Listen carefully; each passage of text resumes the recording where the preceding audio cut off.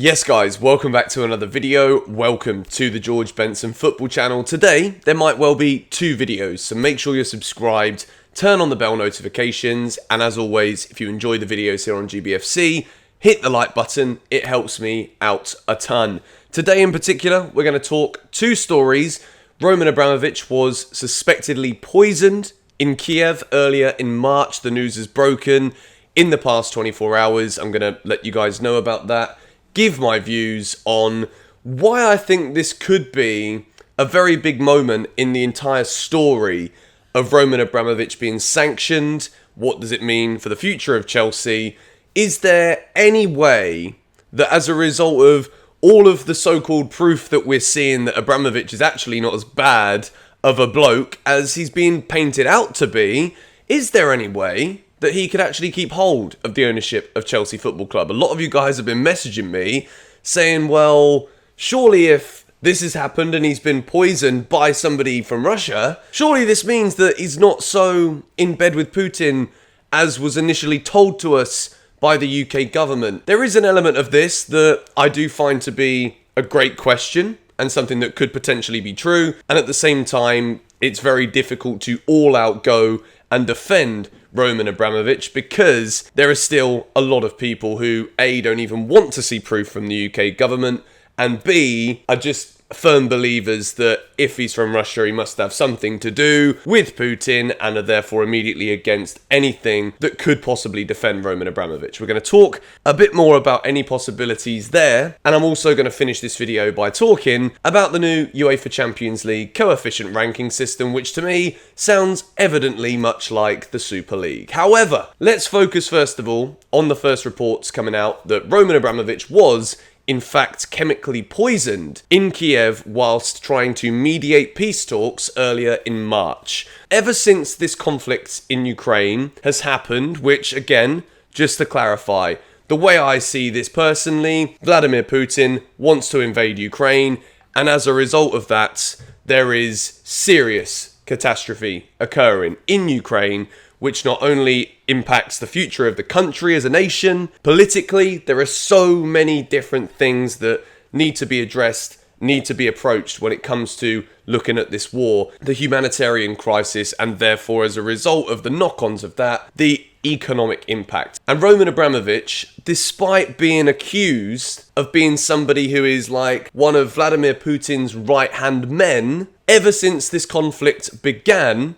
from Russia to Ukraine, that Roman Abramovich has at all times distanced himself from either agreeing publicly with the actions of Vladimir Putin and B, all of the actions that Roman Abramovich has therefore gone out and tried to do have only been, from what I understand and see, in support of Ukraine. Now, there are people that will come out from this and say, well, that's just PR from Abramovich to try and protect his own assets so that the US don't sanction him the same way the UK have, and also Turkey, who he's heavily affiliated with also, they haven't sanctioned him either. So when you look at what could potentially be going on from Roman Abramovich for selfish reasons, he could be going out there doing all of the correct PR moves in order to protect himself so that he's almost not exodused by everybody in the world, and therefore he'd have no choice but to stay in Russia. There is that argument, and I absolutely see why people would believe this. However, when you start to talk about chemical poisoning, when Roman Abramovich is physically there is video evidence that Roman Abramovich is there to try and broker peace talks,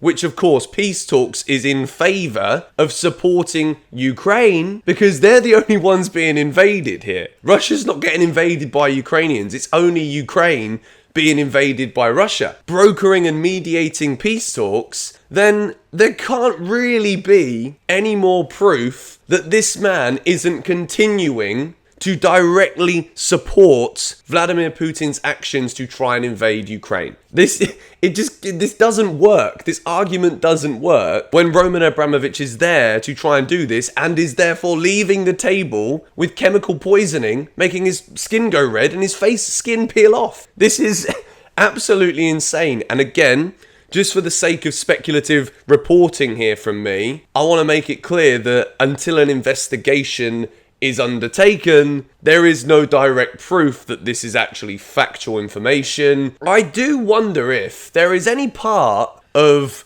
the progressive nature of how this is being dealt with regarding the sanctions of Chelsea, regarding how the government have treated Abramovich, how the government have treated every other Russian oligarch who has any ties to the UK and supposedly, therefore, as a result, is connected directly to Putin. There has been a lot of people saying the UK government are just out to get Chelsea. Sometimes it sounds, from my opinions, as if that is my firm belief. It's not. I don't believe for 1 second that the government's number one agenda is to demolish our football club. That certainly isn't the way. However, an opinion I do hold is that it would be very convenient for Boris Johnson, the UK government, to go ahead, publicly sanction someone like Abramovich, who is at the forefront of the public eye, with Chelsea being a massive football club in the country.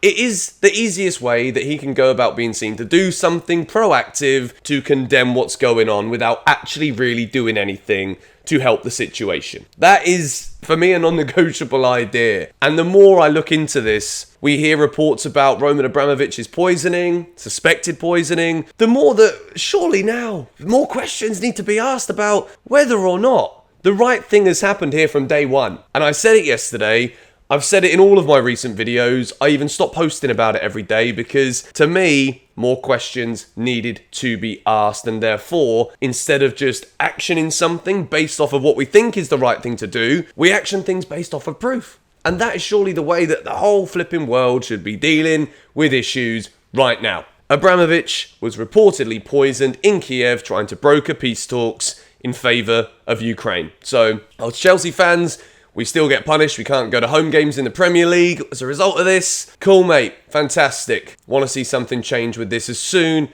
as flipping possible. The other question I said at the beginning of this video was, do I believe there is any way, as a result of these developments and as time goes on, Abramovich seems to be defended by more people? Is there any way that he remains the owner of Chelsea Football Club? Absolutely not, in my opinion. A, would he even want to be able to accept an apology, I guess you could say, if it is proven that he's not actually anywhere near as involved as we are led to believe? I don't think he would, because I think it's still such a volatile situation that can change at any given moment, and he wouldn't want to put himself through this process again, which would also probably lead to further investigation. Do I actually think, in terms of the potential probabilities, that this could happen? No. Roman Abramovich can remain the owner of Chelsea Football Club any longer. I think the depth in which this is becoming such a political thing, from stances from different governments, different attacks on different individuals, and the continued involvement of Putin in this fight against Ukraine, I think at the moment there is absolutely no way that anything will be backtracked, let alone the idea of the UK government admitting to another public error.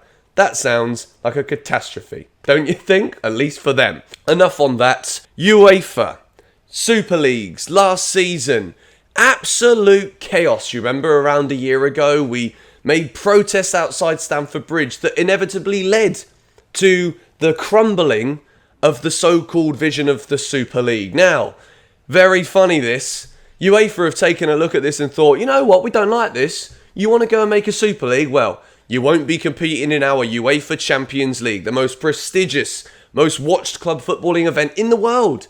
All of a sudden, a year later, UEFA's coefficient rankings, which, by the way, if you want my opinion on the existence of these things in the first place, what it is, first of all, is each club has a coefficient ranking system within UEFA, which is as a result of all of their historical performances in UEFA club competitions, which means clubs like Arsenal, they do all right in the coefficient rankings, not because they're any good anymore. Well, they actually are becoming good again. So that's a bit of a dig that was unnecessary.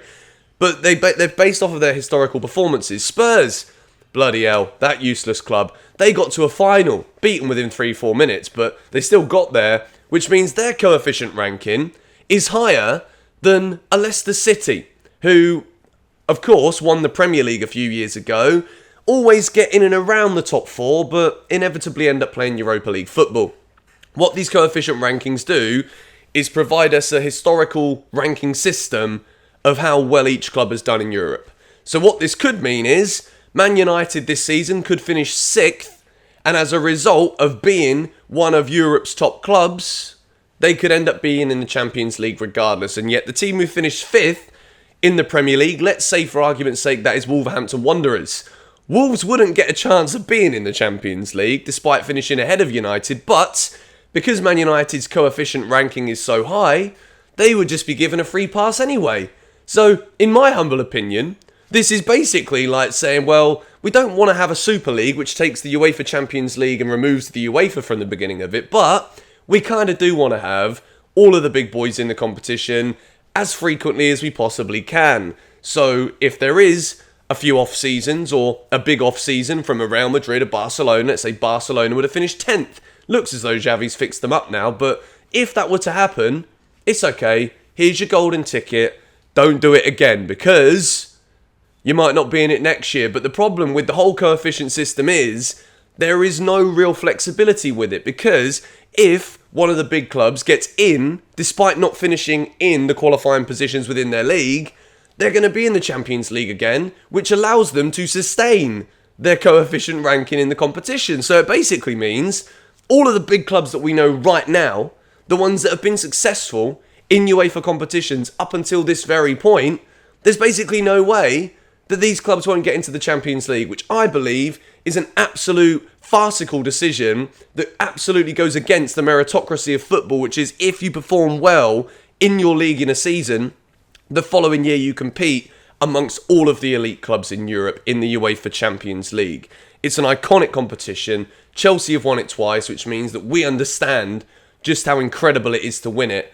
But this whole thing, to me, feels like a little poison dripping from the Super League into the Champions League. But because it's UEFA making the decisions, no one can really say anything. And I think the whole thing just goes absolutely against what football needs to be, which is the best of the best compete based off of what they've done in their leagues prior to the competition that then follows in the Champions League the following season. I think this is ridiculous. The problem is clubs have voted for this, which of course is in favour of making more money, bigger TV deals. The Champions League gets more money as long as Real Madrid, Barcelona, Juventus, Chelsea, Liverpool, Man United, all these big clubs are involved. If they're not, it's not as interesting to the human eye all over the world. So for me, this is very sad. I don't agree with it. I think the format of the Champions League, same as the World Cup, to be honest. 32 teams, 8 groups of 4, into the knockouts. This is the football I love. Let me know your thoughts on this in the comments down below. Thank you for watching today. 2 big stories, and again, 2 highly opinionated stories.